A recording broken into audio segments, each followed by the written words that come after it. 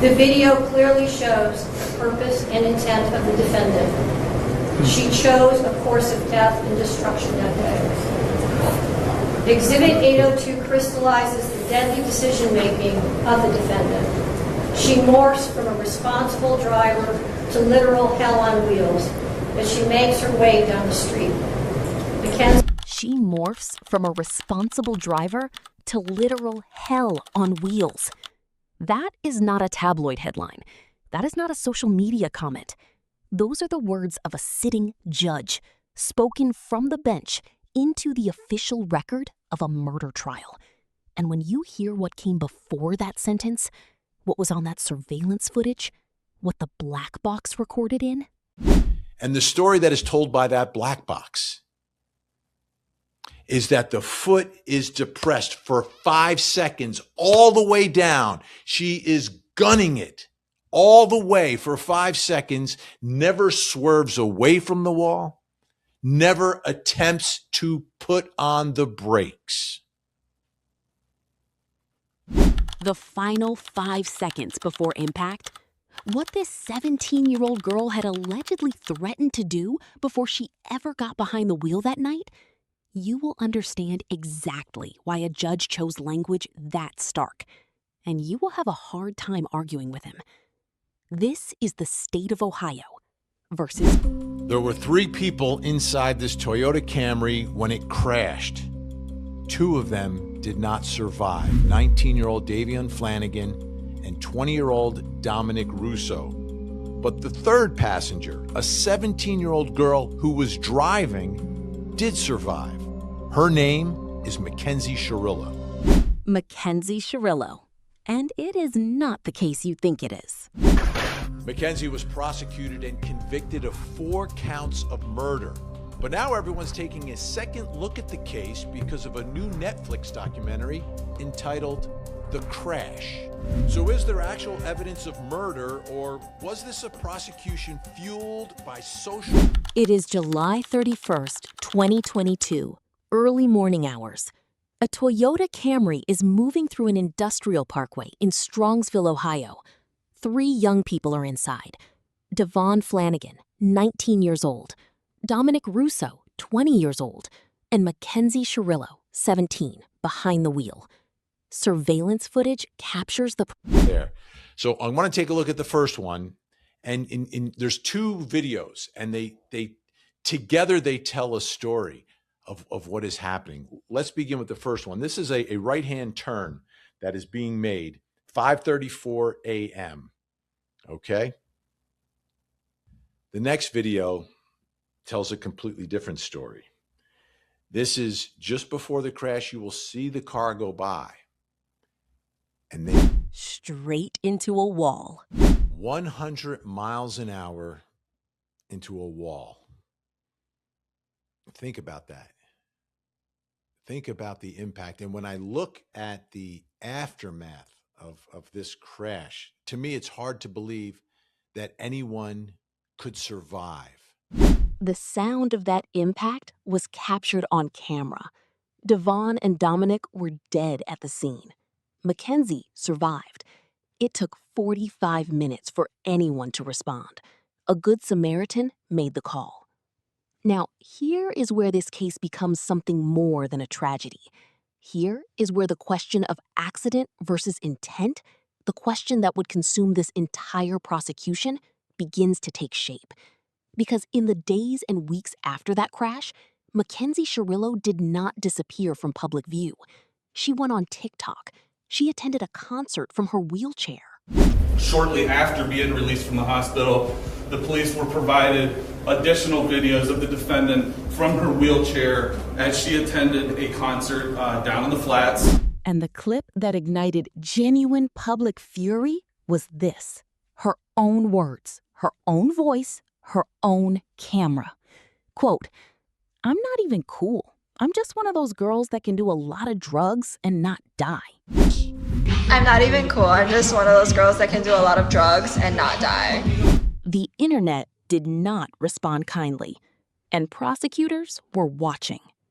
Here is what you need to understand about the charge that followed. Murder in Ohio requires proof of purposeful conduct. And murder, you have to prove it beyond any and all reasonable doubt. So we get into this relationship that McKenzie had with Dominic, her boyfriend. And it was a toxic relationship. That means the prosecution cannot simply show that someone did something reckless or dangerous. They have to prove beyond any and all reasonable doubt that the person intended to cause the outcome. Intent is invisible. You cannot photograph it. You cannot put it in a test tube. So how do you prove what was inside someone's mind in the final seconds before a fatal crash? You find the evidence that speaks for the mind. And in this case, prosecutors found two pieces. The first was a pattern. Before the crash, McKenzie had allegedly made threats, specific threats, about crashing the car. Allegations that McKenzie Sharillo, prior to this crash, had made threats in the past about crashing the car. Not once, a pattern. In a murder case, prior statements of intent are not gossip. They are evidence. They speak directly to what legal professionals call mens rea, a Latin term meaning guilty mind. So a pattern of behavior. Like this is something that's in her mind. And what's in your mind is crucial in a murder case. It's your state of mind is what's being prosecuted, your intent. It is the mental element of a crime. Prosecutors are not just prosecuting the act, they are prosecuting the state of mind behind it. The second piece of evidence was the black box. Every modern car carries an event data recorder, a device that logs speed, throttle position, braking, and steering inputs in the moments before a crash. Think of it as the car's own testimony. And what McKenzie's Camry recorded on the night of July 31st, 2022 was this: the gas pedal, fully depressed for 5 unbroken seconds. No brake application, no steering input away from the wall. Full throttle, straight ahead, for 5 seconds. This is not a foot that slipped. This is not a moment of panic followed by correction. 5 seconds is a long time when you are accelerating toward a fixed object. 5 seconds is a choice. Put those two things together: prior threats to crash the car and a black box showing 5 seconds of deliberate full throttle with no attempt to stop, and you begin to understand why prosecutors charged murder instead of vehicular homicide. And you begin to understand the decision the defense team made next, a decision that surprised even seasoned legal observers. They waived the jury. It was really surprising to me in terms of how this proceeded. It became a bench trial. A bench trial in front of the judge. So one judge making the decision rather than a jury of your peers. Now, in criminal law, a defendant has the constitutional right to be tried by a jury of their peers, 12 ordinary citizens who must unanimously agree on guilt before a conviction can stand. Waiving that right means placing the entire verdict in the hands of a single judge. Defense teams typically make this choice when they have reason to believe a judge will be more receptive to their arguments than an emotionally inflamed jury. It is a calculated bet. And in a case where the defendant had become, in the words of the commentary, public enemy number 4. Okay. Unless you have pliers, we can get them out. Wow. The response to that video wasn't great. Now, is it evidence of anything? Is it evidence of a mindset? Is it evidence of a lack of care for the victims in the case? To me, that's not clear one way or the other. She doesn't come off as necessarily very sympathetic, but a lot of this, again, is clouded by the fact of her other actions and this public response to this young woman who's become... One, where her social media behavior had generated widespread outrage. The logic of avoiding a jury is not hard to follow. But here is the question nobody in that courtroom could fully answer on the day of the waiver. Do you really want to be the judge who sets her free? But I'm wondering why in this case they chose a bench trial. Because do you want to be the public official, the judge, who sets this woman who the community does not like? Do you want to be the one to set her free? I don't think you do. Think about that from the bench's perspective. This is a high-profile case. The community has taken a side, and if you acquit, your name is attached to that outcome forever. The defense, it turns out, had one more argument waiting: a medical defense.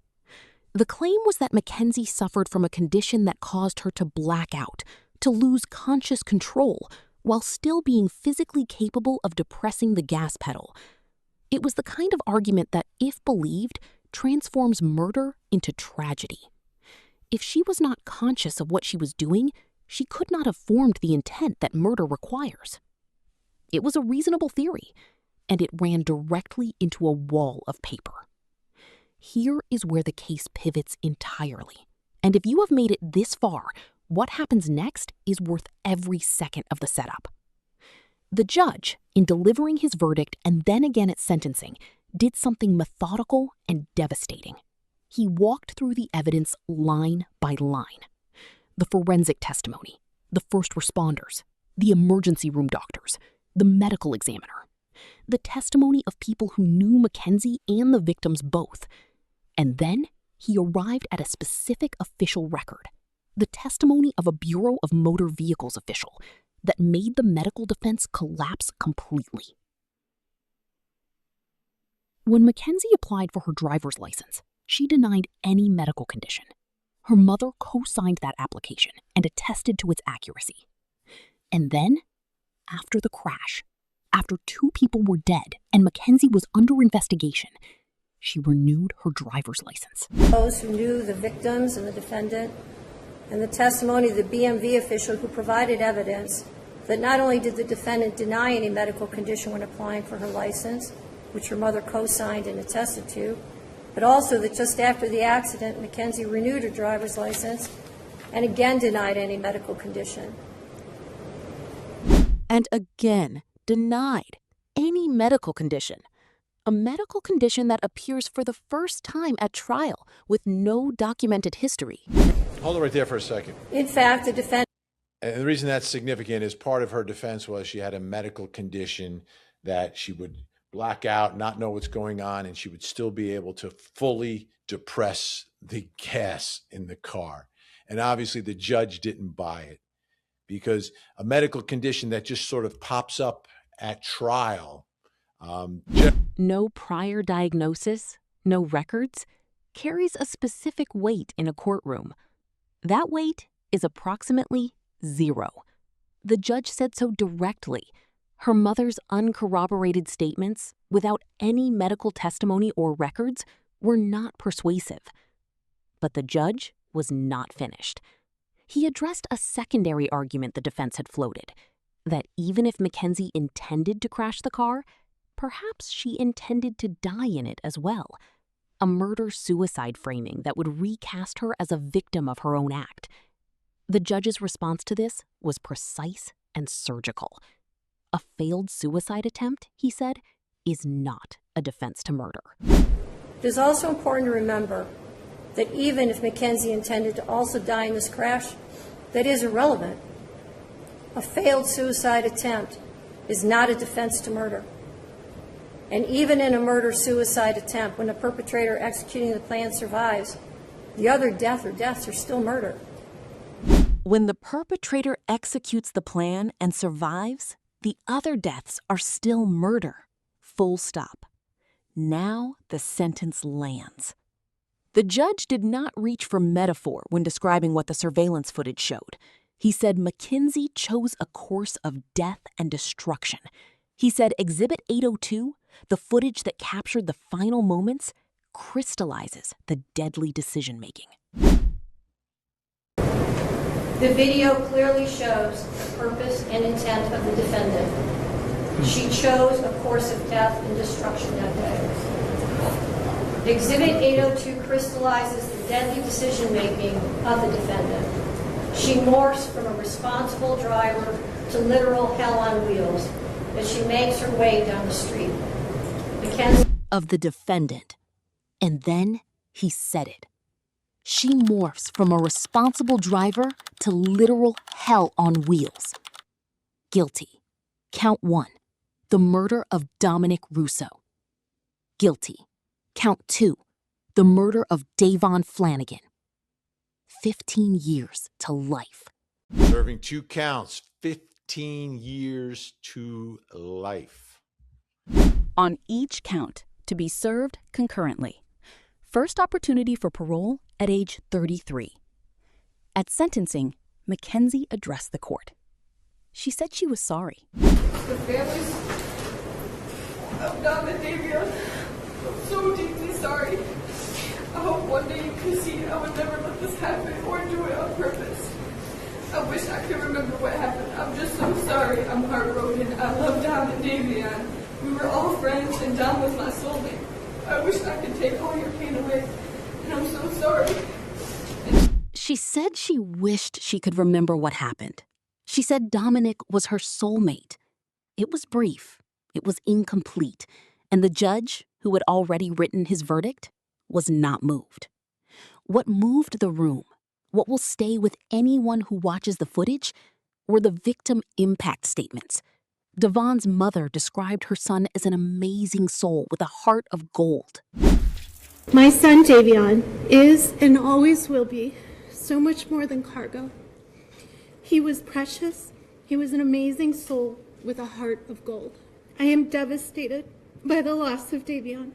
The world lost a truly special man. His sister, 18 years old, stood up and said she felt stuck, felt she could not move forward because her brother was the one who had always picked her up when gone because someone decided to take his life. Now that DaVon is gone, I feel stuck. I feel as if I can't move forward. I feel lost. He was the one who picked me up when I fell. He was my best friend and the only person. She fell. Dominic's mother described calling Mackenzie's mother the morning of the crash, hysterical, son dead, only to be told, please don't listen to what everyone's saying on Facebook. Her son was dead, and social media was the first concern raised. July 31st, 2022, I called Mackenzie's mother, hysterical with the loss of my son and DaVon. I knew Mackenzie was in the hospital. Here is the legal lesson this case carries, and it is one worth keeping.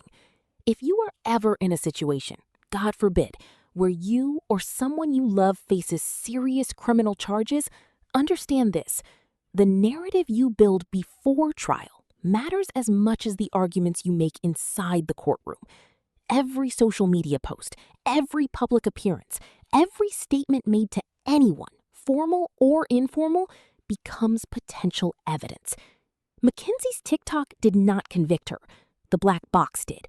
But the TikTok told the jury of public opinion a story that made it harder for anyone in that courtroom to see her as a victim of circumstance. And understand this about the bench trial decision. Waiving a jury is not inherently a mistake, but it requires an honest assessment of whether the judge is more or less likely to rule in your favor than 12 strangers would be. In a case built on documented evidence, a black box, surveillance footage, licensing records, a judge who lives inside the law every day may be harder to persuade than a jury that might respond to emotion. The defense bet on the judge. The judge bet on the evidence. The evidence won. July 31st, 2022, I called Mackenzie's mother, hysterical with the loss of my son and DaVon. I knew Mackenzie was in the hospital, and the first statement said to me was, "Oh, please don't listen to what everyone's saying on Facebook." Yeah, my son is dead. McKenzie Sharillo will be eligible for parole at 33. The judge made clear he does not expect her. Only one person who's responsible for the pain of everyone in this room, and that person is you, McKenzie. Nobody else is responsible. This isn't the fault of Dominic's family, or DaVon's family, or your family. To be released at the first opportunity, whether justice was fully served in this case? That's because she's going to be eligible for parole. And does she get out after serving just 15 years for taking 2 lives? Is a question that will not be answered until that parole hearing arrives. Was this just a prosecution fueled by the outrage of social media, or was there actual evidence? Yes, there was actual evidence. So the verdict justified. But the question of whether or not justice was served, that's not going to be answered for quite some time. But what happened in that courtroom, the methodical dismantling of a defense built on a medical claim that the defendant's own paperwork contradicted. Having just been responsible for the deaths of 2 people, there was no medical condition that caused this as an accident. There was no mechanical failure of the car. The record is clear on the facts and the evidence. Her mother's uncorroborated statements without any medical testimony or records is not persuasive. That part is settled. The record is clear. The judge said so himself. It's a literal hell on wheels as she makes her way down the street. McKenzie alone made the decision to drive the car. Count 1. The court, having had count 1 tried to it pursuant to waiver, finds the defendant, McKenzie Sharillo. Literal hell on wheels. His words. On the record, forever.